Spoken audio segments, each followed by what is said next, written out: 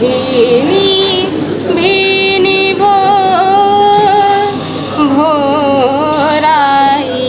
भीनी भीनी भोराई, रूप रूप पर छिड़के सोना, डाल डाल पर छिड़के सोना, स्वर्ण कलश चमकाती आई आई, भीनी भीनी भोराई। संगीत आपने सीखा है कि अपने घर से रियाज किया, आप घर पर रखे? मैं सीखती भी हूँ जी। और मेरी गुरु माननीय पूनम मैम जो जी, जजमेंट जी। कर रही हैं।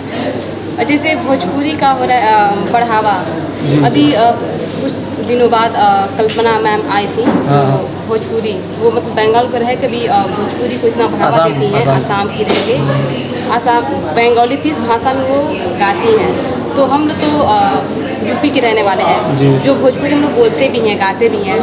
तो मैं बस यही चाहूँगी कि जो भी हम लोग गा रहे हैं उसको, भोजपुरी जो हम लोग का है उसको बढ़ावा रखें और उसको माने, और जो हम लोग का पारंपरिक गीत है उसी से अपना शुरुआत करें।